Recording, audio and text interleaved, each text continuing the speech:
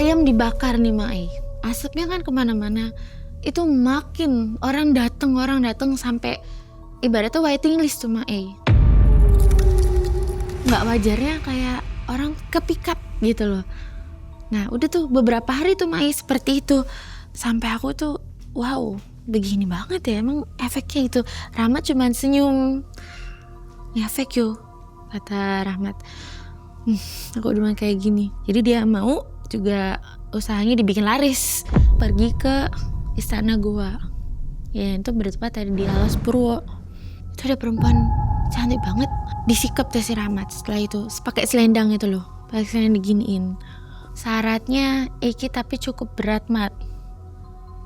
Rego nyowo. Kamu harus ngecek panci bumbu kamu. Ada panci khusus Mae. Nah itu untuk nyampurin bumbu. Di panci itu ada uang 200 juta lebih. Tempat tinggal, kendaraan, dia mumpuni. Dia punya semuanya. Warga juga tahu dia melakukan pesugihan akhirnya. Akhirnya tahu. Kenapa bisa taunya? Karena memang di rumahnya itu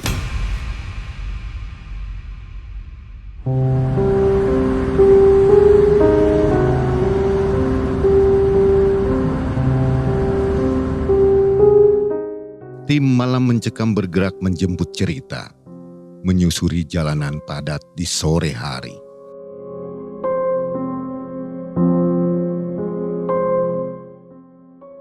Oh itu Mbak Diana tuh. Oh udah nyampe dia.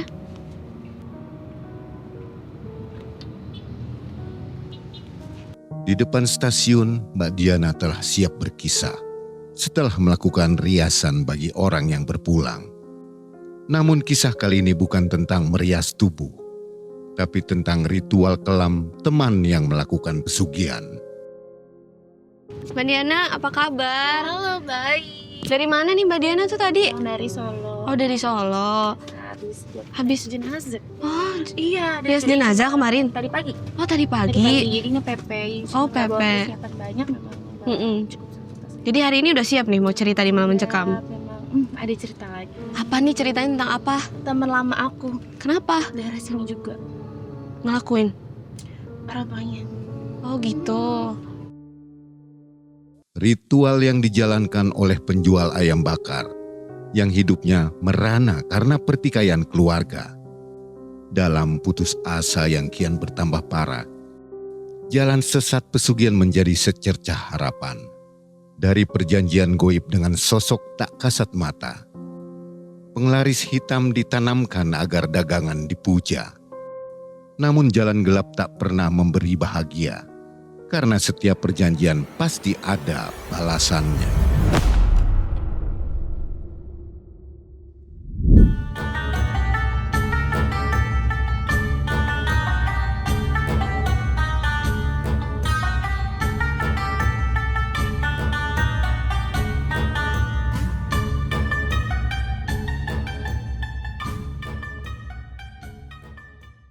Assalamualaikum warahmatullahi wabarakatuh. Waalaikumsalam warahmatullahi wabarakatuh.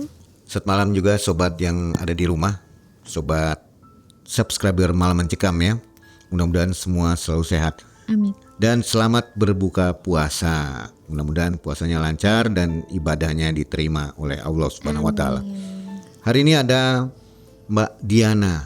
Udah gak asing nih ya. Iya. Videonya beberapa kali muncul di Malam Mencekam. Dan yang ini punya pengalaman di tahun 2017. Mbak Diana sehat? Alhamdulillah sehat. Sehat Mae ya? sendiri bagaimana? Alhamdulillah. Alhamdulillah. Sehat juga. Good. Mudah-mudahan sehat terus ya. Amin Mang E. Mbak Diana sekarang apa kegiatannya? Kegiatan saya seperti biasa Mang E, masih nerima job sebagai perias jenazah. Masih ya? Masih. Terakhir kapan? Jalan. Terakhir hari ini. Oh hari ini ya? Baru aja saya habis pulang dari Ada kejadian aneh nggak? Ya sebenarnya ada aja Mang Ada. E. Oke disimpan Next aja ya. part, siap. Nanti diceritain di Iya karena Malam memang Mencekam. kan namanya perias jenazah itu kan kita menghadapi mayit yang wafatnya itu punya cerita tersendiri gitu. Luar biasa ya. Betul Mang E. Jadi udah nggak serem lagi ya, nggak Tidak, takut gitu. Tidak. Biasa aja gitu ya. Biasa aja. B aja ya. Yes. Baik. Kejadian tahun 2017. 2017. Ini katanya nganter temen ya atau menyaksikan begitu? Betul. Bukan Teman nganter, bukan? kecil. ya nganter juga, lebih tepatnya saya saksi sekaligus orang yang menyaksikan langsung dan ya bisa dikatakan terlibat Mang E. Jadi dia merangkul saya untuk ya ayo ke sini. Kok nggak dinasihatin? Jangan gitu. Ya karena kehidupan Mang E, karena dia sudah mentok. Dia terpaksa nolong Betul, gitu ya. Betul. Pesugihan apa itu namanya? Ayam bakar Mang E, usaha dia. Jenisnya itu dia melakukan ada ritual beberapa yang memang dicampurkan di bahan jualannya. Kira-kira nama pesugihannya apa ya? Nama pesugihannya itu Ibu Ratu Alas Purwo. Wah panjang ya. Betul. Itu kami di Alas Purwo, Mai. Jauh. Jawa Timur. Jawa Timur ya, Banyuwangi ya. Iya. Oke, saatnya kita nonton bersama kisah dari Mbak Diana. Baik. Kita dengarkan yel-yel malam mencekam. Malam mencekam, Semakin malam semakin mencekam. ini dia Mbak Diana.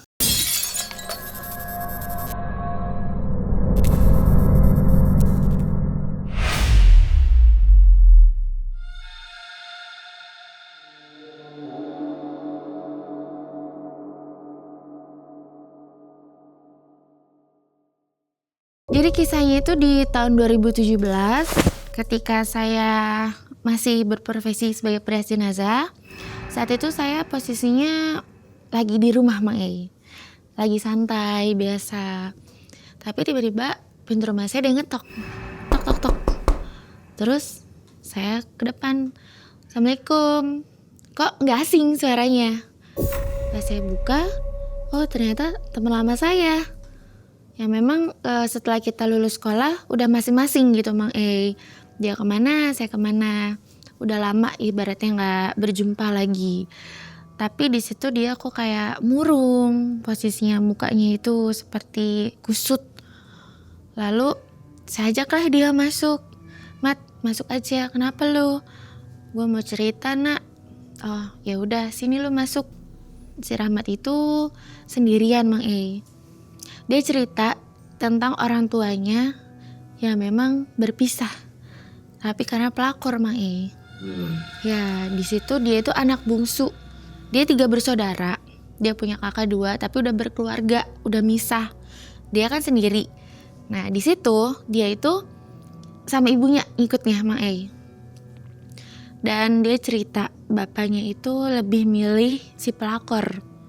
Rumah tangga orang tuanya itu hancur gitu aja karena kedatangan pelakor yang namanya Mary. Dan si pelakor itu yang ngerebut bapaknya dia itu seumuran kita Mang E. Daun muda ya. Daun muda bisa dikatakan. Itu heboh banget memang sih. Sebelumnya saya pernah dengar juga di daerah dia itu bapaknya Rahmat nikah lagi. Terus si Mamat tuh ngikut ibunya. Tapi usaha ayam bakar itu sempet tutup Mang E. Sedangkan setahu saya usaha itu tuh dibangun dari Rahmat kecil. Memang sudah terkenal. Emang enak Mang E ayam bakarnya. Tapi cuman ada satu suami istri gitu loh dia mereka. Tapi di hari itu kok nggak jualan-jualan, ternyata dengar berita us kawin maning si bapaknya Rahmat ini. Oh ternyata nikah lagi sama daun muda ini.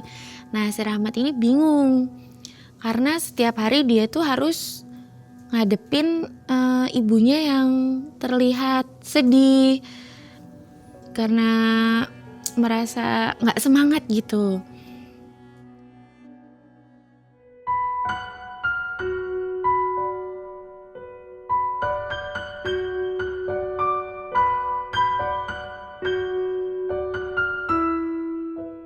Si Rahmat ini kan tinggal di kontrakan sama ibunya. Udah misah.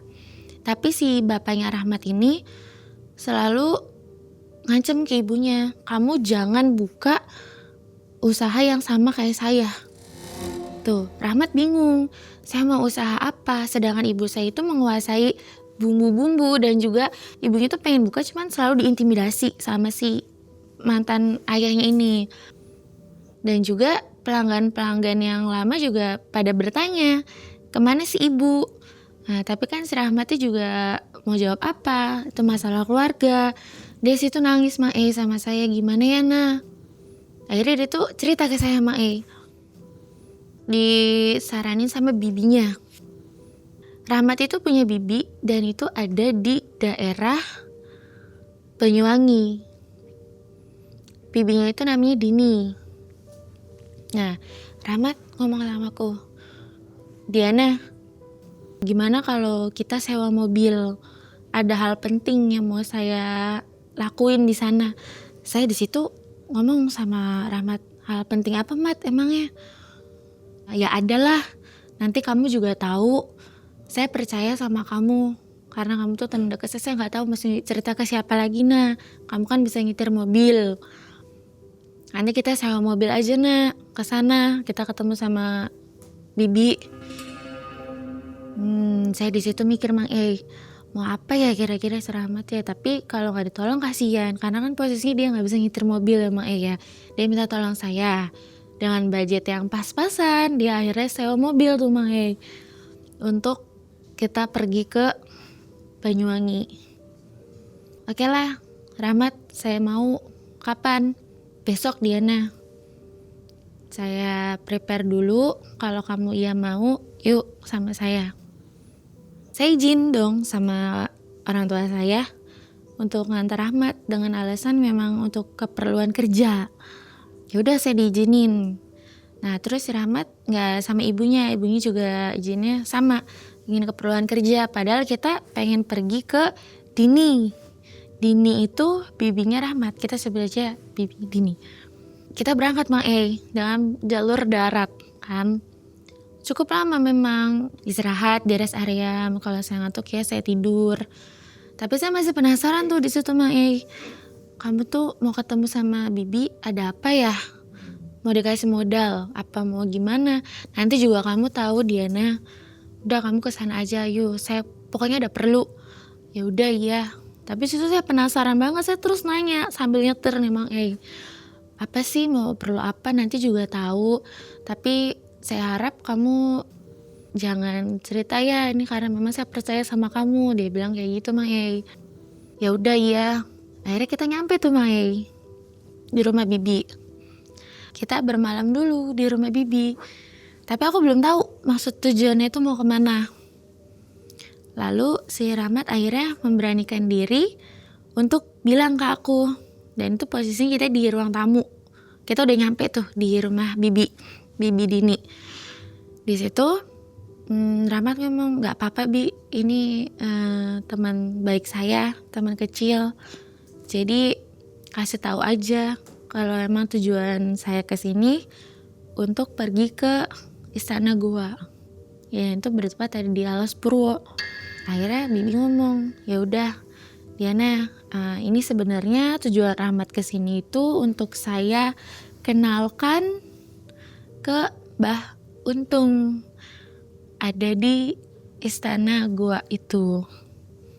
Saya bilang, Mbah Untung, untuk apa, Bi? Saya ini udah melakukan pesugihan juga. Karena bibinya si Rahmat ini termasuknya sukses, Mai, di kotanya. Pada saat itu masih Iya. melakukan pesugihan Masih. si bibinya ini. Si bibinya masih, ternyata masih. Makanya si bibinya tuh nyuruh si Rahmat di sini aja karena memang sudah terbukti dan juga ingin membantu Rahmat tujuan utamanya secara instan. Di situ kan dia memang belum melakukan pesugihan emang saat itu tahun 2017 itu. Aku heran lewat pesugihan emang bibi pakai. Iya, bibi pakai. Bibinya memang ada usaha di sana tapi dia laris, Mai. Jujur ya, nggak ditutup-tutupin Tidak, gitu. ya karena Rahmat tuh ngomong nggak apa-apa, ngomong aja ini karena teman baik saya. Gitu ya sudah, tapi Rahmat juga dengan wanti-wanti. Nah, ini cuma kamu yang tahu, dia bilang kayak gitu.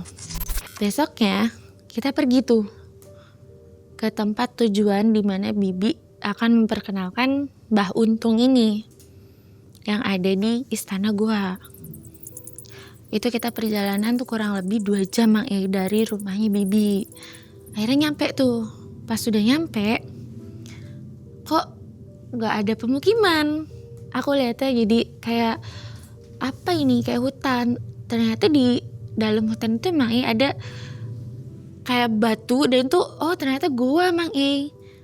Sepintas sih kayak bukan gua ya Mang, jadi kayak batu tumpukan gitu, ternyata ada kayak lubang, kita bisa masuk di situ. Kita tuh harus nunduk masuk juga, karena guanya itu rupanya masuk kayak terpencil gitu loh Mang E. Nggak berupa gejreng gitu seperti gua umumnya kan langsung besar lubangnya gitu, itu enggak, kok kayak kecil. Kita harus nunduk gitu masuk. Mobil saya kan taruh di depannya tuh Mak E. Kita masih harus jalan lagi di situ. Pokoknya Bibi itu udah ngajak aja gitu. Ya udah kita gandengan tuh di situ. Hati-hati nunduk Diana. Ya saya ngikutin aja kata-kata Bibinya itu. Mat, kalau saya nggak ikut gimana? Udah kamu harus ikut. Nggak mungkin kamu saya tinggal di mobil sendiri. Ya udah iya. Akhirnya kita masuk tuh Mak E. Kita nunduk. Wow, kita udah masuk di dalam gua itu. Ternyata besar Mang E. Di dalamnya itu luas. Tapi seperti memang orang sering ya Mang E datang ke situ, karena memang si Mbah Untung ini sebagai perantara untuk melakukan penglaris atau pesugihan ya Mang E. Jadi udah dipersiapkan gitu, seperti banyak obor ketika kita datang. Obor itu di samping-samping Mang E. Dan si Mbah Untung ini ada seperti singgasananya di satu batu.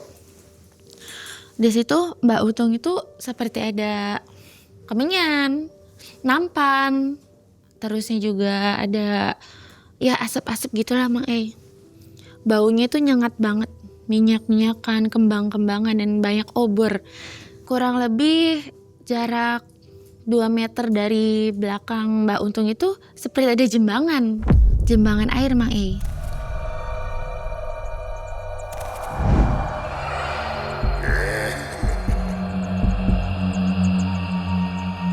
Nah, ketika kita datang, dipersilakan duduk. Kita bertiga duduk tuh Mang E di depan Mbah Untung. Kita duduk, Mbah Untung diam. Yang mulai obrolan itu Bibi. Mbah Untungnya ini tinggal di mana tadi? Dalam gua. Di dalam gua berarti. Iya. Kalau tadi datangnya nggak dengan kuncen, jadi kuncennya Tidak. ada di dalam gitu. Ada di dalam, dan dalam tuh memang kayak ada seperti yang membantu perempuan. Kita nyebutnya mbah juga sih, karena memang sudah tua juga, dia bungkuk, pakai kain tapi dan kebaya tok gitu loh, seperti terus selendang. Dia tuh bawa kayak sajen gitu loh. Kalau ada tamu datang, kita tuh udah disuruh dipersiapkan, kita disuruh duduk gitu dan di ngayap. Asap tuh kayak dikekitain, dikelilingin. Tapi dia diem aja, nggak ngomong, nggak apa. Pokoknya Mbak duduk. Karena Di dalam gua itu gelap. Iya, gelap. Cahayanya tuh obor aja. Dini yang ngomong akhirnya, ngawitin ke Mbah Untung ini. Mbah, ini keponakan saya. Saya ingin mengantarkan dia. Dia tuh punya masalah keluarga. Diceritakanlah di situ sama si Dini. Kalau si Rahmat itu broken home, Rahmat itu tujuannya ingin gimana. Rahmat ada cerita ke Mbak Untung, karena ditanya cerita aja. Rahmat cerita tuh sama Mbah, gini loh Mbah, kisah hidup saya sangat rumit. Saya saat ini tinggal dengan ibu saya. Bapak saya lebih memilih istri mudanya, dan akhirnya ibu saya dicerai. Dan usaha kami pun berantakan. Yang tadinya sudah dibangun bersama, tapi sekarang dijalanin oleh bapaknya aja. Dan ibu saya diancam terus sama bapak saya. Ingin buka usaha itu, tapi tidak diperbolehkan. Sedangkan ibu saya itu basicnya memang jualan di situ. Karena memang dari kecil usahanya itu ayam bakar itu Mang E. Seramat ini maunya, dia ngomong tuh ke Mbak Untung, saya mau bapak saya itu sakit. Saya mau balas dendam. Intinya balas dendam itu karena dia merasa sakit hati, dia diusir, ibunya diancam, terus dapat tekanan dari bapaknya, terus jadi Mary itu pelakor. Di situ yang utama. Lalu kedua, si Rahmat itu minta dia pengen buka usaha yang sama seperti bapaknya buka, ayam bakar. dengan nama yang sama karena memang dia merasa ibu saya lebih pintar gitu dalam meracik resepnya, lebih mengetahui gitu loh Mang E. Jadi dia mau juga usahanya dibikin laris, usahanya dibikin lebih unggul daripada bapaknya. Aku sempet nyenggol Rahmat, nyubit, Mat, kamu apa nggak keterlaluan? Kamu pengen bapakmu gini? Gak apa-apa, saya memang nggak suka. Nah, aku sempet bisik-bisik tuh, kamu nggak terlaluan ta? Si Rahmatnya ya begitu, dia udah kalap aja gitu. Akhirnya Mbak Untung itu nggak lama nyuruh si pembantunya itu, mungkin ya si mbah yang perempuan itu, nyiapin sesuatu di jembangan air yang di belakangnya Mbah Untung. Si Rahmat itu suruh ganti baju, Mang E. Buka baju dan cuma pakai sarung tok. Dok, kamu ganti pakai sarung ini. Terus kamu berendam di belakang saya, ayo. Itu gelap loh Mang E. Kenapa si Mbah ini nyebutnya manggilnya itu Ndo? Ndo. Kan Rahmat ini laki-laki. Gini Mang E, setahu saya nih ya, mbahnya itu sudah sepuh. Dia tuh udah tua banget, dia bungkuk, dia sepuh dan matanya itu seperti rabun, ngeliat kita aja tuh samar-samar. Mungkin karena penglihatan kurang jelas jadi entah manggilnya Ndo. Semua dipanggil Ndo Semua gitu ya. dipanggil Ndo, Kalau yang masih ganteng. muda Ndo gitu ya. Betul. Sekalipun bibinya Mamat pun panggilnya Ndo. Oke. Rahmat akhirnya disuruh ganti sarung. Iki lo Ndo, ganti pakaianmu, pakai sarung aja. Rahmat itu ganti Mang E akhirnya. Dia buka celana, dia ganti sarung. Aku sama Bibi Dini cuman kayak pegangan aja. Aku bisik, Bi, Rahmat mau disuruh ngapain ya? Duh, disuruh berendam. Mungkin karena Bibi Dini sudah duluan tahu, jadi ya biasa aja. Aku loh sambil ngeliat ke sekeliling, gelap banget, apa ada ular apa enggak ya. Aku takut tuh, wedi nemen di situ loh Mang E. Nah, akhirnya si Rahmat itu dituntun sama Mbak Untung. Mbak Untungnya juga ke belakang si singgah sana yang kita duduk itu loh. Itu di jembangan agak turun Mang E jalannya. Kan batu-batu, emang agak licin. Aku ngikut di situ sama Bibi. Nah, agak turun tuh Mang E. Seperti di bawah, terusnya si jembangannya itu cuman dilempar-lempar kembang sama si yang perempuan itu. Pure kayak. Dok, masuk ke dalam jembangan itu. Kamu semedi. Jangan ngangkat badan sebelum Mbah suruh selesai. Rahmat ikut karena memang dia berambisi banget untuk dagangannya laris, untuk bapaknya itu dia balas dendam ke bapaknya Mang E. Akhirnya dia turun. Padahal dingin itu kelihatannya ya Mang E. Si jembangan itu airnya cukup dalam, bisa dikatakan ya sedada. Rahmat itu masuk ke jembangan air, dia berdiri, posisi berdiri tapi airnya sedada Mang E. Dia seperti ini, sedakep. Terusnya dia merem. Di situ si mbah perempuan ini seperti kidung. Dia itu baca mantra tapi kayak ngidung gitu loh Mang E. Dia kayak nyanyi tapi mantra dengan bahasa Jawa dan tuh aku nggak bisa ngikutin ya Mang E karena memang merdu banget Mang E, di situ merdu banget. Dia keliling bolak-balik sambil nganuin kembang. Nah, si Mbah Untungnya ini ngambil bambu dan itu bambunya ada di dekat jembangan itu, bambunya sudah diikat sama kain putih. Cukup panjang, kurang lebih 1 meter. Nah, bambu utuh panjang gitu Mai. Si Mbah Untung ikut turun ke dalam kolam jembangan itu. Punggungnya Rahmat ditepok-tepok. Kanan, terus kiri, kanan, kiri. Sambil mengucap mantra juga. Dan si Mbah yang perempuan itu sambil nabur bunga dan juga ngidung, masih terus ngidung. Kurang lebih sekitar 5 menit Mang E. Setelah Mbah itu nepok-nepok itu seperti ada angin ngembus. Itu obor aja si apinya tuh sampai goyang Mang E. Dan aku sampai aduh ini ada apa ya, jangan-jangan kalau ini tuh beramati gelap banget dong, saya takut nih Bi. Udah kamu gak usah takut, kamu liatin aja. Aku dibisikin sama Bibi, nanti kalau ada yang muncul kamu diem aja kah, kamu gak usah teriak, kamu gak usah lari, pokoknya sebelah Bibi diem aja. Di situ saya tuh panas dingin, pokoknya grogi, terus ngeliat ada apa ya ini ya, bakal ada apa, soalnya angin kenceng banget Mang di situ, dan juga bau wangi.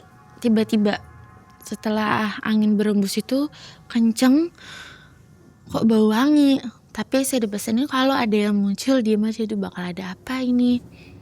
Bener aja Mang di belakang si Rahmat ini, itu si Mbah abis nepok-nepok, dia naik ke jembangan itu. Jadi di kolam itu cuma ada Rahmat lagi. Si Rahmat masih tetap begini Mang posisinya. Dia takut terus dia merem. Si Mbah yang perempuannya sudah berhenti karena itu muncul sosok perempuan Mang Dimana di belakang Rahmat tuh muncul gitu aja. Dan itu memang kayak, kan posisinya gelap Mang nggak terang ya, karena cuma pencahayaannya tuh obor aja. Loh aku tuh ngeliat ya, ini sambil aku ngucek mata, ini beneran itu ada perempuan. Aku dalam hati sih ngomongnya Mang itu ada perempuan cantik banget.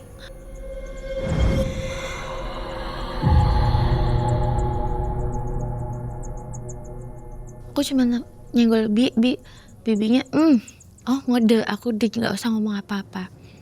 Dan si perempuan itu Mang dia itu persis di belakang Rahmat, pakai selendang, itu seperti pakai mahkota. Aku sendiri ngelihatnya itu cantik tapi serem Mang Iya memang dia cantik, saya akuin. Saya liatin aja, posisi kan gelap Mang siwer-siwer angin, terus cahaya obor kan nggak terlalu jelas juga Mang di situ ngapain itu si perempuan itu ada di belakang si Rahmat. Rahmat diem aja di situ. Akhirnya Mbak Untung ngomong, Mat, ucap keinginanmu dalam hati sambil baca mantra, ikutin mantra yang Mbak Untung sebut. Akhirnya si Rahmat itu ngucap dalam hati dan juga mantranya diucapkan secara lisan gitu Mang Disikap tuh si Rahmat setelah itu, pakai selendang itu loh, pakai selendang diginiin.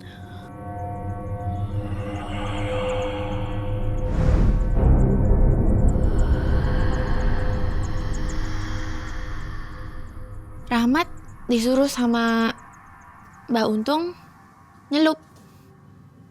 Mat, tenggelamin kepalamu. Rahmat nurut. Akhirnya Rahmat pelan-pelan dia turun, tenggelamin kepalanya. Dan si perempuan itu ikut turun, Mae. Perempuan itu ikut turun.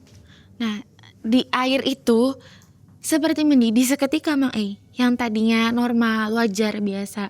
Tapi kok kayak muncul gelembung-gelembung. Itu dari bawah ketika Rahmat turun. Akhirnya si perintah Mbah Untung lagi naik. Udah naik. Udah sosok itu hilang gitu aja Mang Mbah yang perempuan itu naburin bunga lagi. Dengan ngidung lagi. Dia muter 3 kali.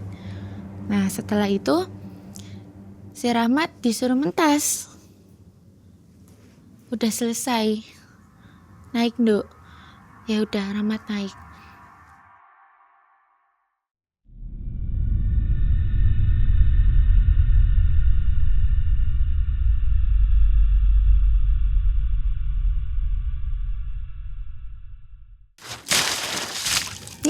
Ada topi nih, boleh aku pakai?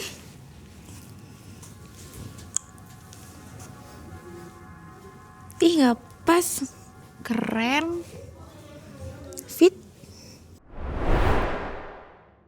Aku nanya dong, kan dia posisi basah semua tuh Mak Mat, gimana rasanya Mat? Tadi ada perempuan loh. Hah perempuan? Masa sih? Iya bener ada perempuan di belakang kamu tadi tuh. Ya udah nanti ceritanya, nanti aku ceritain katanya. Ya udah ya. Akhirnya si Rahmat itu salin lagi Mang duduk lagi, kita bertiga duduk lagi tuh di tempat yang semula kita cerita sama Mbak Untung. Di situ Mbak Untung ngasih 3 jenis Mang E. 3 jenis bisa dikatakan untuk pegangan rahmat. Mbak Untung ngomong, "Mat, ritual tadi sudah selesai. Ini saya mau ngasih tahu, saya mau ngasih 3 jenis. Kamu katanya mau bikin bapakmu itu sakit, bapakmu itu nggak bisa usaha. Ini saya kasih serbuk, itu ada di dalam botol tanah liat kecil Mang E, kecil ya. Nah di dalamnya itu ada serbuk. Jadi botol tanah liat kecil ditutup kain, diikat sama kayak tambang, dan serbuk itu si Mbah Untung suruh taburin aja ke makanan, nanti kamu kasih ke bapakmu. Nanti efeknya bakal kamu lihat sendiri. Terus kedua, Rahmat dikasih sujen. Itu ada 10 biji Mang E.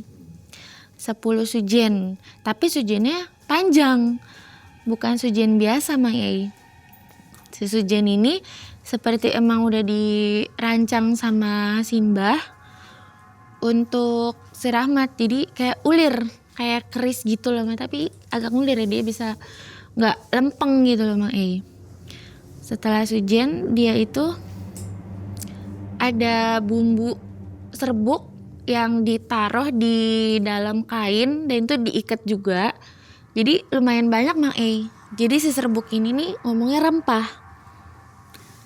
Nah dia menjelaskan yang 10 tusuk sujen ini harus dia pakai nusukin jeroan ayam, nanti dimasukin ke dalam bumbu kecap yang memang racikan ibunya itu. Nah di situ si Rahmat nurut. Terus yang ketiga itu ada bumbu serbuk yang untuk bumbu racikan juga, cukup secimit. Rahmat katanya make nggak boleh banyak-banyak, tapi dia dikasih mantra, jadi dikasih bacaan. Iki loh, yang pertama untuk serbuk bapaknya itu ada mantra sendiri, yang kedua itu juga ada mantra sendiri. Yang sujen sama yang bumbu ini, yang dari Simbah, itu ada mantranya. Jadi Rahmat pegang 2 Mang E. Karena dicatat ya wes. Rahmat simpen. Tapi ada syaratnya. Rahmat kan nanya, "Ya Mbah, ini syaratnya apa dan maharnya berapa?" Rahmat ngomong, "Syaratnya iki tapi cukup berat Mat. Rego nyowo." Regonya itu harga nyawa. Kamu harus menumbalkan 1 nyawa setiap wetonnya kamu.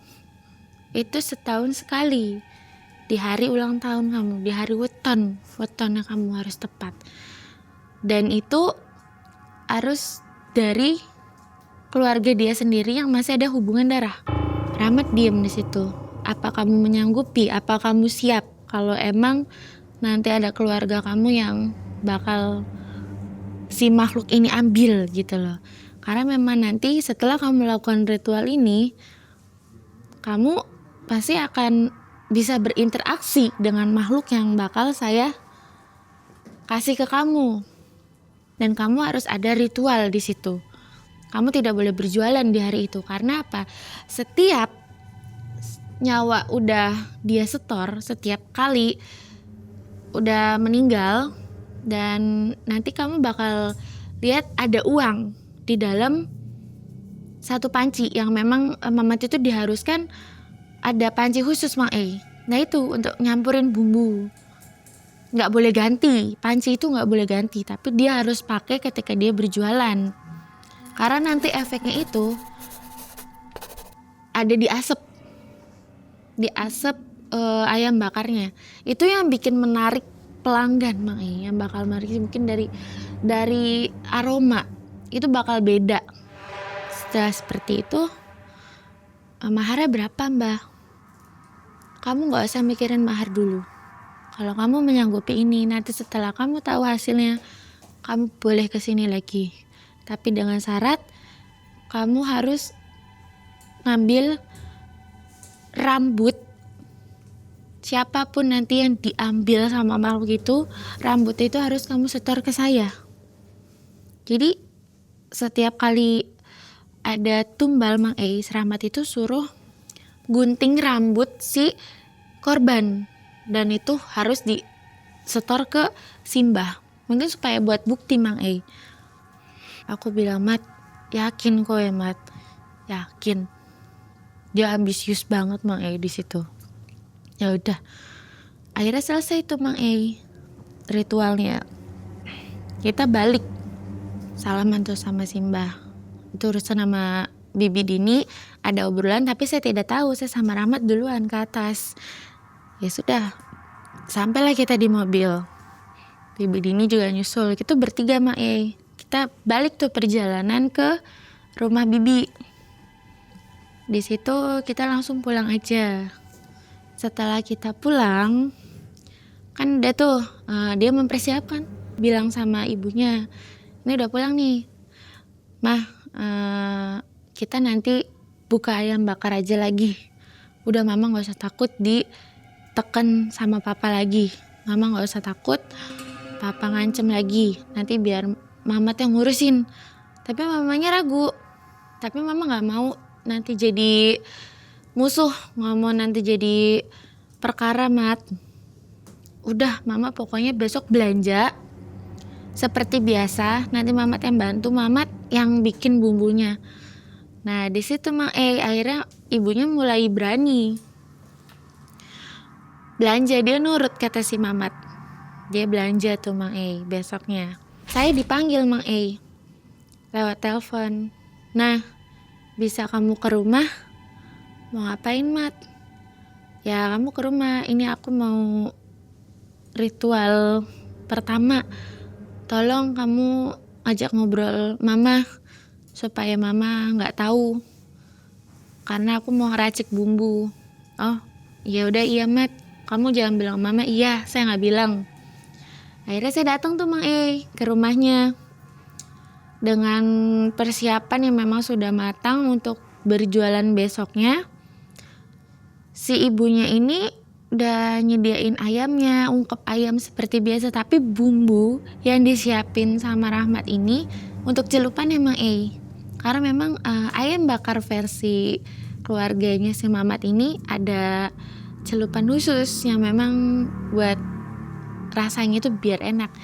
Mulai itu baca mantra Mang dia nusukin jeroan-jeroan ayam di sujen yang dikasih sama si dukun, sama si mbah. Itu 10 sujen, dan itu diputer-puterin di dalam bumbu kecap. Dan itu harus ada di dalam si bumbu itu sampai jualannya itu mau habis. Tapi gak boleh dijual. Nanti ampela yang ditusukin di sujen 10 ini Mang itu harus dibuang setelah ngelakuin ritual ini. Akhirnya si Mamat lakuin tuh kayak gitu Mang ya udah dicoba trial hari pertama. Wow, baru aja mana sih nareng, aku ikut dong Mang di situ karena pengen tahu arang tuh baru dibakar ya Mang ya, kan biasa prepare gitu. Tapi udah dia dateng Mang itu baru ditata-tata, ayam kita belum buka di situ. Aku juga ikut bantuin, sambelnya aku tata. Bu, udah buka belum? Saya mau pesen ya 10 box. Hah? Langsung datang lagi tuh Mang pelanggan lagi. Itu kita belum sama sekali, ayam tuh belum ada yang dibakar, tapi baru arang dipersiapkan. Ya ibunya seneng dong, baru buka tapi udah ada yang datang nunggu. Dan itu memang pesanannya nggak 1-2, langsung 10-20 box gitu ya, memang udah paket. Nah di situ, wow, baru aja itu ya ayam dibakar nih Mang asapnya kan kemana-mana. Itu makin orang datang sampai ibaratnya waiting list tuh Mang nggak wajarnya kayak orang kepikat gitu loh. Nah udah tuh beberapa hari tuh Mang seperti itu, sampai aku tuh wow, begini banget ya emang efeknya itu. Rahmat cuman senyum, efek yo kata Rahmat. Aku udah kayak gini, aku sendiri nggak berani nyicipin Mang setelah tahu ada ritual seperti itu. Hari ke-10 berjualan, itu bapaknya itu datang ke lapaknya si Rahmat. Dia ngomong sama Rahmat di belakang lapak, kamu berani buka ya? Di situ loh. Kenapa enggak? Ini usaha ibu saya. Di situ mereka bertengkar kecil di belakang. Tapi si Mamat itu coba tenang karena dia nggak mau bapaknya curiga kan. Ya udah Pak, kalau gitu nanti Rahmat mau silaturahmi sama bapak. Maaf kalau Rahmat. Akhirnya dia mancingnya seperti itu loh Mae. Tapi di hari ke-10 itu aku heran loh Mai, dia tuh sudah punya motor baru. Padahal baru 10 harian, belum ada sebulan. Mat, udah punya motor baru nih. Iya, saya beli cash. Nih udah banyak gitu. Yang beli banyak banget. Katanya sih dengar bapak tadi kesini, tahu nggak? Bapak tuh marah sama saya karena pelanggannya itu pada kesini semua. Ya katanya di sini lebih enak. Dia bisik-bisik ke aku kayak gitu Mang bilangnya kayak wah berarti Mbak Untung emang the best ngefek loh ini. Aku di situ sampai giling-giling. Ya iya orang kamu ambil jalan pintas kayak gini kok. Ya nggak apa-apa. Diana, aku mau ke bapak, kamu temenin aku ya. Ini aku mau ngasih makanan sama bapak sama si pelakor itu. Kita pura-pura baik aja ke situ. Kamu ikut aja sama aku. Ya udah ya. Akhirnya dia beliin tuh beliin kayak kue, tapi ditaburin tuh si serbuk yang ada di tanah liat kecil itu. Dan sambil baca mantra si yang Mbak Untung kasih di kertas kecil itu bahasa Jawa lagi Mang. Dibaca lah itu sambil ditabur-tabur. Nah si kue itu cuman boleh dimakan sama yang dituju. Akhirnya dia silaturahmi ke si bapaknya itu. Pak, aku mau ngasih ini sekalian ngasih uang juga. Karena ngerasa Mamat itu udah sukses, jadinya bapaknya marah. Ngapain kamu ngasih saya uang? Udah sana kamu pergi aja, urus sana ibumu. Nah bapaknya tuh marah karena buka usaha yang sama, bilang kamu ngerebut pelanggan saya semuanya. Ya udah Pak, sama-sama aja. Seramat bilang kayak gitu ke bapaknya. Saya kalau nggak usaha ini mau usaha apa lagi? Ini buat bapak semoga suka. Ya bapaknya luluh karena dikasih buah tangan, terus dikasih uang. Makasih. Nah, tapi dengan juteknya. Tapi si istrinya itu seneng banget kayak wow si Rama tuh bisa ngasih sekarang. Uangnya langsung direbut tuh sama si Mary. Ngasih amplop kan harus buat si bapaknya, tapi Mary-nya yang ngambil. Nah di situ si bapaknya itu makan tuh Rahmat harus masihin si bapaknya itu makan kue yang Rahmat kasih. Dipotongin tuh sama si Rahmat kuenya. Nih Pak, dicobain enak, kuenya mahal. Makan tuh si kue yang dikasih sama Rahmat. Rahmat dengan pandangan dingin dan licik. Kena loh, bisik ke aku. Nah akunya aduh Mat, kamu durhaka banget. Enggak, biarin aja. Ya sudah, Rahmat pulang karena udah masihin si bapaknya itu makan kue itu sih. Akhirnya kita pulang. Besoknya kita dengar bapaknya jatuh sakit. Dia batuk-batuk. Tapi seperti parah gitu loh Sampai akhirnya dia itu nggak mau berjualan karena batuk-batuk terus. Dan itu berlangsung selama berhari-hari ternyata. Besoknya lagi nggak buka. Itu kisar waktu 6 bulan. Kita udah 6 bulan kemudian Seramat punya mobil yang tadinya aku lihat punya motor baru. Terus aku ke situ lagi tuh ngelihat, wow ada mobil sekarang. Lu kapan belinya Mat? Baru bulan kemarin. Lu kemana aja? Karena kan kita lama gak ketemu tuh. Ketemu ada aja yang baru. Kemarin motor baru, sekarang ada mobil. Nah terus dia juga rencana mau pindah kontrakan. Di situ belum ada tumbal ya? Belum. Akhirnya si bapaknya itu rupanya nggak berjualan lagi, makin parah kondisinya. Tapi Rahmat sekalinya jenguk bapak itu memang dia terus berkali-kali ngasih serbuk itu ke makanan yang dia buat jenguk bapaknya itu.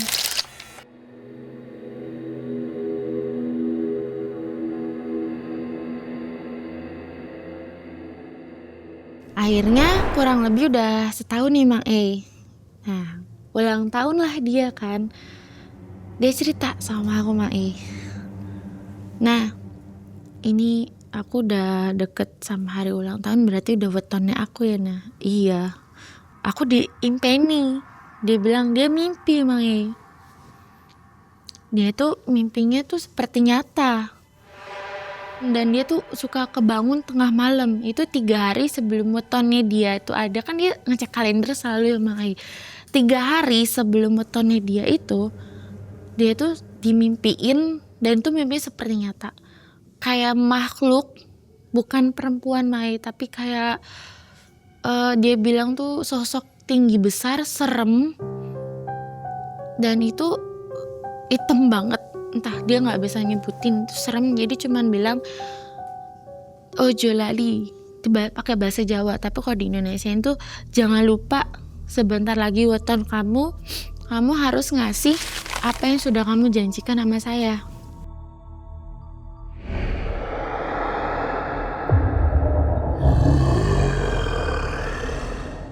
Dia bingung, siapa ya kira-kira ya? Dia kan nggak tahu bakal siapa nih yang bakal jadi itunya. Akhirnya di mimpi itu dia nyeletuk Mang E, bilang kakakku. Sampai di hari wetonnya itu dia dengar kabar duka Mang E, kakaknya meninggal. Loh dia kaget, kakak meninggal. Tapi kan udah dia ingat kalau wetonnya dia itu gak boleh jualan. Kita langsung tuh ke situ. Itu sama aku lagi posisinya Mang. Itu sama aku minta diantar lagi. Itu sama ibunya. Kita ngelayat. Kita ke rumah kakaknya. Terus diceritain sama istrinya. Karena kakaknya laki-laki Mang E. Jadi si kakaknya itu jatuh dari kamar mandi. Dan yang bikin gak masuk akalnya Mang E, si itu gosong. Padahal awalnya sehat. Seperti manusia biasa aja kita sehat. Oh ini mungkin karena perbuatan makhluk itu.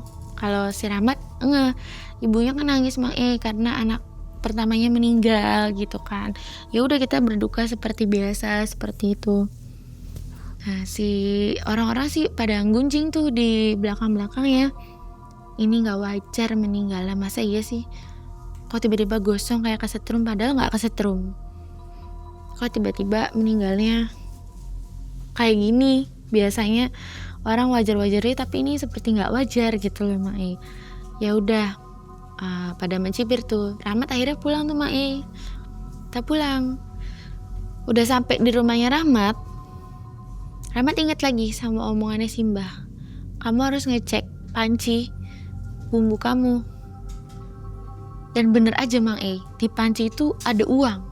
Itu uangnya banyak banget Mang E. Aku sendiri lihat di bawah dapur itu kan, dia kalau tuh beberes di bawah dapur, dibuka pancinya, itu uang semua. Rahmat langsung tutup. Rahmat kaget di situ. Wah, berarti bener yuk kata Mbah. Setiap kali itu bayarannya tuh banyak banget Mang E, karena pancinya tuh besar. Itu di dalam panci itu uangnya itu ratusan Mang E. Banyak banget, entah uangnya berapa. Rahmat bawa tuh diam-diam ke kamar karena ibunya masih bersedih, berkabung. Jadi kan ibunya diam di kamar sendiri. Nah si Rahmat tuh hitung duit itu di kamar sendiri. Nah kamu mau gak aku tawarin? Oh enggak, makasih Mat, ini uang yang dijanjiin sama Simbah. Iki loh, ya udah kamu simpan aja, jangan bagi aku gak mau. Pas kita ada di kakaknya ini, si Rahmat itu diam-diam gunting rambut si kakaknya itu untuk yang dikasih ke Simbah. Nah pas udah gitu, ayo kita ke sana lagi. Ini saya mau ngasih rambut. Ya udah iya. Akhirnya si Rahmat itu setor tuh rambut itu ke Mbah. Waktu ngambilnya nggak ada yang tahu ya? Saya yang tahu. Yang Keluarga lainnya lainnya nggak ada? nggak tahu karena memang gunting diem-diem udah jadi itu pada saat kita ngelayat Bang Ei.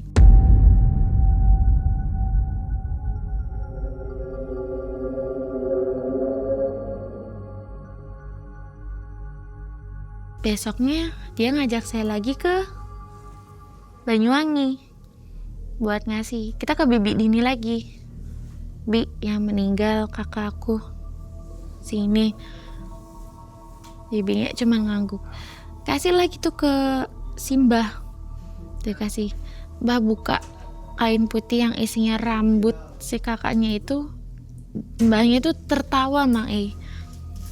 Akhirnya Mbah itu bakar rambut kakaknya itu dikemenyet. Itu kita masuk lagi kan ke gua Alas Purwo itu. Setelah rambut dibakar itu ada lagi Mang E. Itu seperti angin lagi dan sosok perempuan itu datang lagi Mang E. Di situ datang ada di Jembangan, tapi posisi Rahmat tuh nggak masuk Jembangan. Si perempuan itu seperti berterima kasih seperti ini. Dan si Mamat itu ngeliat bayangan kakaknya itu ada di samping si perempuan cantik ini, tapi dengan posisi yang udah kaku dan gimana ya Mak, posisinya itu aku pun lihat bayangannya, bukan sekedar hayalan, itu nyata banget. Itu tuh si kakaknya itu ada di samping makhluk itu, dijerat tali lalu masuk dia ke dalam air Jembangan seperti ini, seperti berterima kasih si perempuan ini itu loh. Tapi dengan kondisi kakaknya yang serem Mak. Dia terjerat tali, terus muka yang udah penuh luka, terus gosong. Dia masuk ke dalam air lagi. Oh seperti itu. Dan Mbah itu nanya kan, kamu sudah lihat? Ya, Rahmat sudah lihat. Ada uang. Itu uang imbalan setiap kali kamu memberikan wadal kepada Nyai. Kita manggilnya Nyai.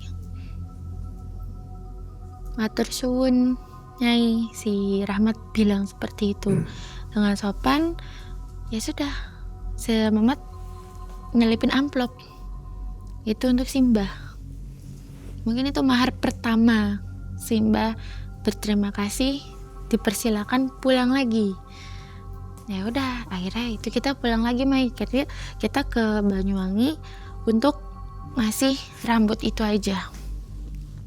Setelah itu Rahmat kembali melakukan ritual seperti biasa dengan kesehariannya seperti itu.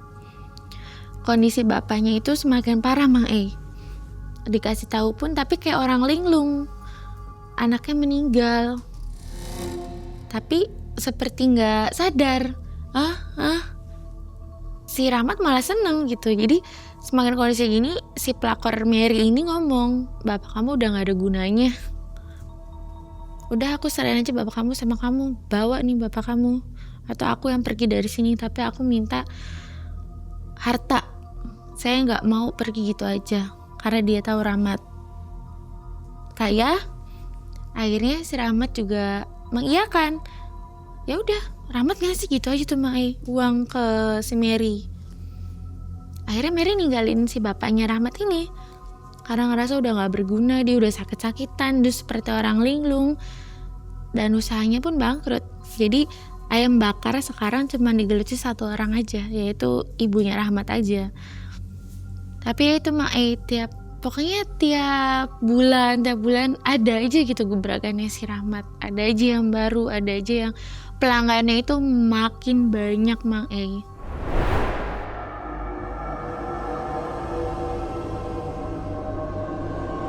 Sesudah itu tahun berikutnya lagi Mang Rahmat cerita lagi, aku diimpeni lagi, tapi kok kali ini kayak ada yang janggal.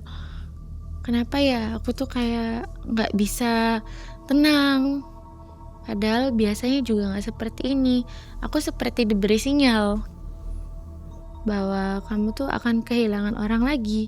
Tapi dia nggak tahu siapa lagi nih yang bakal diambil. Lalu pas hari wetonnya dia lagi, di situ dia kan nggak berjualan lagi Mae. Dapat kabar duka lagi, ternyata kakaknya lagi yang kedua. Karena Rahmat punya 2 kakak, satu laki-laki, satu perempuan Mae. Itu satu rumah. Beda rumah, udah misah semua. Karena Rahmat itu anak bontot, anak bungsu yang ikut sama ibunya. Nah di tahun kedua ini ibunya makin terpukul kan, karena kehilangan 2 anak dalam tahun yang berturut-turut. Yang pertama anak pertamanya, yang kedua anak keduanya. Dia sampai kayak sempet depresi, sempet kedon gitu. Diajaklah untuk ngelayat lagi Mae. Yang kedua ini anak perempuan, kakaknya yang perempuan, tapi dia janda Mae. Anak-anaknya cerita lagi akhirnya dengan kondisi yang sama. Yang kedua ini posisi yang melotot, mata ngebelalak dan mulut nganga. Tapi kecelakaan, bukan jatuh di kamar mandi Mae. Anaknya bilang, mamanya pulang kerja, tapi kecelakaan. Tapi dengan kondisi jatuh yang seperti itu lagi. Kondisi yang gosong, terus tiba-tiba seperti kurus kering gitu lah Mae. Akhirnya Rahmat motong itu lagi Mae, motong rambut yang perempuan ini, kakak perempuannya. Dia simpen lagi seperti biasa. Rahmat ini kayak dia makin senang dong Mae, kayak yang dia bakal dapet duit lagi nih, karena tahu di dalam panci itu bakal ada uang lagi Mae. Ya udah, dia pulang tuh sama ibunya seperti biasa. Dia ngecek panci, ada Mae, uang itu lagi. Ini kita udah tahun 2019. Nilainya berapa itu ya? Banyak Mae, Rahmat bilang tuh udah 200 juta lebih. Entah dia gunain untuk apa, pokoknya dia itu. Nah di tahun itu dia nikah Mae, karena dia merasa sudah mampu, sudah cukup. Di situ setelah nikah hubungannya pun tidak baik-baik aja, karena Rahmat tuh terlena sama harta yang udah dia milikin Mae. Dia ngerasa punya segalanya, jadi istri tuh cuma ngasih aja. Nih uang buat kamu, nih uang buat kamu, dianakin, tapi kurang perhatian. Setelah itu istrinya pun sering curhat kan, kayak curiga gitu. Sempet deket sama saya, nanya, kamu tahu nggak sih sebenarnya Rahmat tuh ada perempuan lain ya? Apa ada masalah apa gimana, kok dia jarang banget di rumah, kok dia sering main, terus juga dia cuma ngasih saya uang gitu. Saya jarang banget ada waktu, kan kamu temen deketnya. Waduh, saya juga kurang tahu gitu, karena kan Rahmat cuma teman saya, tapi kalau untuk selebihnya saya nggak tahu menau. Istrinya pun agak curiga sih Mang karena apa, Rahmat setiap kali mau nyiapin dagangan itu nggak boleh ikut campur si istrinya, nggak boleh untuk campur tangan lah, kayak yang udah kamu di sana aja, biar saya aja yang ngurus, kamu yang lain aja. Si istrinya pun lama-kelamaan ngerasa kayak jenuh atau gimana gitu loh. Sesudah itu lebih milih ninggalin Rahmat. Itu kondisi pernikahan belum sampai setahun Mang cerai, dicerai gitu aja. Rahmat nggak peduli gitu, silakan kamu mau pisah aja. Nah kehidupan Rahmat seperti biasa tuh sama ibunya. Ibunya pun cukup sederhana sih Mang, tidak mencolok, tapi untuk tempat tinggal, kendaraan, dia mumpuni, dia punya semuanya. Kalau ibunya juga nggak tahu ya? Ibunya nggak tahu, karena memang tidak boleh tahu. Posisi bapaknya masih sakit dan itu nggak sembuh-sembuh. Ibunya akhirnya pengenlah jenguk bapaknya. Nat, ayo kita ke bapak, pengen lihat kondisinya. Ya udah, kalau ibu mau, ayo kita ke sana. Akhirnya ke sana tuh si Mamat sama ibunya ngelihat kondisinya semakin parah, tapi linglung. Ya di situ ibunya iba, dan si Rahmat, ya udah Bu, ini balasan buat bapak karena udah nyakitin kita. Kamu nggak boleh gitu, biar gimana pun ini bapak kamu. Tapi si Rahmat tetep kayak nyimpan dendam walaupun tahu dia udah nggak sama si Mary, udah nggak sama si pelakor itu Mang. Baliklah untuk berjualan lagi. Itu udah punya karyawan 3 Mang, bisa gaji gitu, ibunya bisa santai. Nah pada suatu hari Rahmat akhirnya kayak ini mulai lalai gitu loh Mang, kayak dia lupa sujiannya itu nggak dimasukin, tapi tetap dia ngeracik bumbunya seperti itu. Nah si ibunya sempet nanya, Mat, kalau ini sujian apa? Kok selalu dipisah sama sujian yang lain? Terus juga beda. Nah, Rahmat ngomong, oh enggak, ini mah sujian biasa kok Bu, nggak usah dibahas gitu. Ini memang bikinan aku sendiri iseng. Ya udah di situ Rahmat akhirnya ya udah lakuin lagi tuh ritual seperti biasa. Sampai akhirnya di tahun ketiga Rahmat ini mau diwetonnya lagi, dia dikasih mimpi lagi. Nah kali ini dia itu kayak yang bingung, kayak punya firasat. Akhirnya dia tuh tidur sama ibunya Mang. Sebelum besok hari wetonnya itu dia tidur sama ibunya, kayak meluk. Dia ngomong ke aku tuh kangen banget sama ibu, kayak gak mau pisah sama ibunya. Jadi seperti biasa, gak ada tanda-tanda mau ada sesuatu, ibunya pun sehat walafiat gitu loh Mai. Besoknya di hari wetonnya dia nyaksiin sendiri Mai, ibunya ini kan dia gak boleh jualan, akhirnya kan gak jualan tuh pas hari wetonnya. Ibunya ini seperti orang ketakutan dan ngelihat di pojokan tuh. Nah ini Rahmat ngelihat sendiri, nyaksiin sendiri nih si ibunya nih Mai, ada makhluk Mang di situ seperti mendekat ingin mencekik ibunya. Ibunya seperti berhalusinasi. Itu Rahmat posisi ada di rumah itu juga, hanya berdua Mang. Nah udah gitu Rahmat meluk tuh si ibunya. Aduh ini gimana, mama lihat apa? Serem tong, serem itu ada setan di pojokan. Tapi Rahmat gak bisa lihat Mang. Di situ dia kacau, aduh ini kok ibu seperti ini. Dia punya feeling jangan-jangan kali ini ibunya yang mau diambil. Dia coba hubungin bibi Dini ke Banyuwangi itu, dia coba hubungin lewat via telepon. Bi, ini mama kenapa? Bibinya pun kaget. Mat, yang ikhlas, sepertinya itu bakal ngambil ibu kamu, itu buat tumbal kamu, karena kan ini mau weton kamu. Tapi si Rahmat kayak kacau gitu loh Mai, dia nggak mau, dia nggak ikhlas, kayak jangan ibu saya, gimana ini Bi, gimana? Nggak bisa Mat, sudah terlambat, nggak bisa. Dia tetap aja bilang nggak bisa. Dia dengan berusaha semaksimal mungkin, akhirnya dia telepon saya tuh di situ Mang. Saya disuruh datang ke rumahnya. Ya bener aja, posisi ibunya itu memang lagi jejeritan. Dia ngeliat ke pojokan seperti ada makhluk, dia cuman nuding kayak gitu. Dan ngerasa banget tuh si rumahnya itu, si Rahmat tuh ngerasa kayak auranya beda Mae.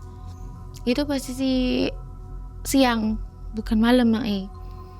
Akhirnya si ibunya itu kayak dicekik, dia kesakitan. Si Rahmat juga mau nolongin gak bisa, karena memang tidak boleh sholat, tidak boleh ngaji gitu loh Mae. Jadinya dia gak bisa nolong secara agama lah. Si ibunya itu seperti dicekek, seperti mau ngelepas si cekekan itu, cuman kan gak kelihatan wujudnya gitu, cuman ibunya yang bisa lihat. Akhirnya ibunya meninggal Mae. Dia nyaksiin sendiri di situ, dan aku juga gak bisa nolong apa-apa dong Mae, karena memang itu goib.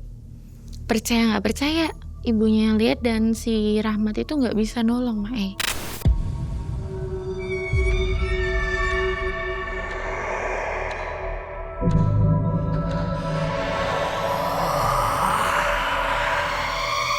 Rahmat nangis kejer di situ. Rahmat kayak yang, wah ini kenapa harus ibu saya? Dia ngerasa kenapa harus seperti ini jadinya. Dia marah besar di situ kayak nggak terima. Akhirnya si Rahmat ini kayak orang kesetanan lah, dia kacau. Kita harus ke sana. Maksudnya ke Mbah. Nah, dia nggak terima kenapa harus ibunya yang diambil. Sudah, ibunya dimakamin. Tapi dengan penuh amarah dia ke Banyuwangi. Dia ke Bibi Dini. Kita harus ke sana. Dia marah, kan nggak ngebawa rambut tuh Mae. Karena apa? Itu ibunya dia sendiri. Wah, dia di situ ngamuk parah Mae sama si Mbah.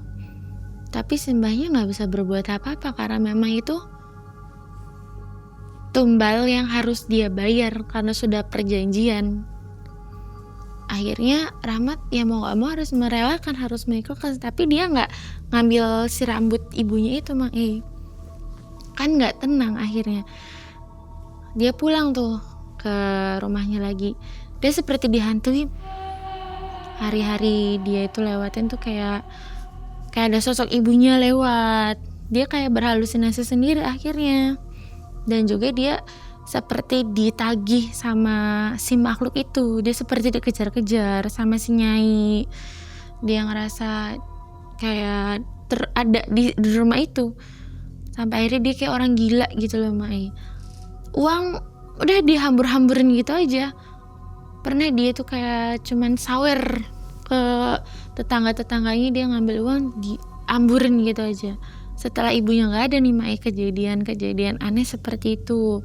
Terus di rumahnya itu menurut tetangga sekitar serem, auranya itu serem. Terus seperti kayak ada jeritan. Tapi kan rumah itu cuma ada Rahmat aja. Tapi tetangga-tetangganya bilang kayak yang aduh serem lah Mai. Ada sekelebatan bayangan. Terusnya juga ada wewangian kadang. Dan si Rahmat kadang jerit-jerit gitu loh Mai. Dan Rahmat lama-kelamaan diajak ngomong juga jadi gak nyambung Mai. Aku datengin ke situ, Mat, sabar. Tahlilan pun enggak. Karena dia di situ udah kacau banget deh pokoknya. Si Rahmat itu gila, tapi hartanya habis gitu aja. Bapaknya itu belum meninggal, posisinya masih seperti itu. Sejak ditinggal ibunya, pokoknya Rahmat tuh kacau.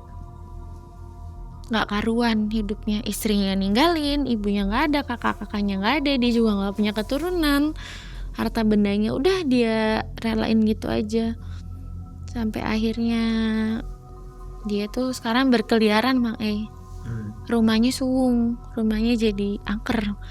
Dibiarkan kosong gitu aja, dengan udah kosong gak ada benda-benda. Usahanya pun sirna gitu aja, tidak ada yang melanjutkan. Dan si Rahmat tuh luntang-lantung sekarang ya. Dia suka keliling-keliling ke daerah-daerah. Kalau bapaknya siapa yang ngurusnya? Gak ada yang ngurus Mai. Terus gimana? Lebih tepatnya belas kasihan tetangga. Sampai udah gak sekarang. sadar? Sadar tapi kayak orang gila. Dan bukan kayak orang gila ya, lebih tepatnya linglung Mai. Gak tahu siapa-siapa, cuma kalau dikasih makan iya dia makan. Kalau dikasih minum dia minum. Tapi dia gak bisa diajak interaksi. Jadi cuman hidup dengan belas kasihan tetangga-tetangganya. Masih hidup sampai sekarang? Masih hidup Mae. Dan si Mamatnya juga posisinya stres gila. Kapan Dia terakhir suka ketemu? berkeliaran. Terakhir ketemu bulan-bulan lalu sih. Kadang dia ada di daerah mana dan posisi itu jalan kaki. Dan disapa pun udah gak tahu namanya. Udah beda, udah kotor sekarang dia itu. Jadi, Gak ada yang ngambil dimasukkan ke rehabilitasi ya? Nggak ada, masih berkeliaran. Dan orang-orang tahu itu si Mamat gitu loh Mae. Dia tahu. Warga juga tahu dia melakukan pesugihan akhirnya? Akhirnya tahu. Kenapa bisa taunya? Karena memang di rumahnya itu kan memang udah angker ya Mae. Banyak pokoknya diambil-ambilin kayak dijarah gitu loh. Ada aja yang ngambilin ini tuh. Jadi kayak jadi buah bibir. Ada yang nemu kain putih, dan itu ada mantra yang Rahmat suka. Itu memang Rahmat taruh di kotak. Satu kotak itu ada serbuk itu, sujen, terusnya sama mantra itu memang ada di kotak. Jadi ya udah jadi buah bibir, oh pesugihan nih orang nih. Jadi kayak udah dicemooh, oh akhirnya rasain loh. Ini akibatnya seperti ini. Jadi ya bukan kasihan, jadi lebih tepatnya kayak udah digutukin kadang kalau ada yang tahu. Makanya dia suka daerah mana jauh-jauh gitu loh. Kalau Mbak Diana merasa bersalah nggak? Sebenarnya merasa bersalah nggak juga, karena memang saya sendiri kan melakukan pesugihan di tahun 2018. Saat itu Rahmat pun masih melakukan. Walaupun saya melakukan tapi itu di luar Rahmat tahu. Jadi Saya- bersamaan juga ya? Iya, saat itu Rahmat masih melakukan dan saya pun baru memulai karena saya ngerasa tertarik. Oh, seinstan ini ya, segampang ini. Akhirnya ketika saya saat itu ditanya dan ditawarin untuk melakukan itu, saya iyakan. Dan juga tumbal yang saya rasakan itu yang saya beri hari-hari, bukan nyawa. Ya. Dan videonya yang ini ya? Waktu itu pakai Betul. masker masih ya? Iya, Oke. Pernyataan Mbak Diana membuka masker juga ada di video Iya. Mbak Diana yang lain. Silakan dicari aja ya. Kalau si bibinya ini tetap numbalkan juga, tetap. masih Dan berjalan. itu masih berjalan, Mai. Masih. Berarti banyak yang jadi korban ya? Iya. Entah itu dengan metode yang sama atau lain, itu memang si bibinya sampai sekarang pun masih terlihat aman-aman aja. Usahanya apa ya?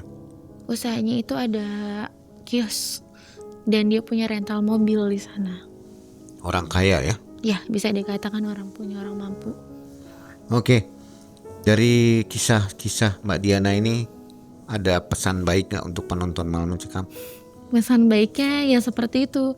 Kita jangan pernah coba-coba buat melangkah ke hal yang negatif seperti itu, karena memang dampaknya itu buruk banget.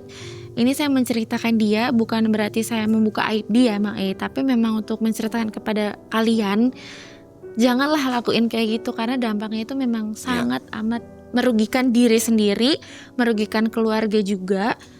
Dan saya sendiri pun merasakan seperti apa dampaknya. Jadi ya hikmahnya udahlah nggak usah ngambil cara seperti itu, masih banyak cara buat ngelarisin dagangan gitu. Karena memang efeknya sengeri itu. Iya. Dan prosesnya pun sengeri itu, Kita harus ngelewatin ritual, kita harus ngerasain dengan makhluk gaib itu seperti apa gitu. Kita harus ngerasain kehilangan orang yang kita sayang tuh gimana. Dan itu memang nggak baik lah buat kita. Perpecahan keluarga membuat Rahmat kehilangan arah. Ia ingin menyelamatkan ibunya, ingin ayam bakarnya lebih laris daripada milik ayahnya. Pada Mbak Diana, ia berani membuka rahasia tentang alas Purwo dan ritual berdarah itu. Mbak Diana menjadi saksi ketika doa berubah jadi perjanjian. Usahanya melejit, uang datang dengan derasnya. Namun kebahagiaan itu hanyalah sebuah kepalsuan. Kakaknya tumbang sebagai tumbal karena kesuksesan tanpa restu langit hanya awal dari kehancuran. Info untuk sobat semua yang belum mencet tombol gabung dan belum masuk ke member area, silakan jalan-jalan di situ untuk nonton kisah-kisah yang tidak ada di video regular ya. Karena di sana ada kisah mistis yang tidak bisa ditampilkan di sini. Oke, mudah-mudahan sobat suka dengan fitur tambahan dari Malam Cekam.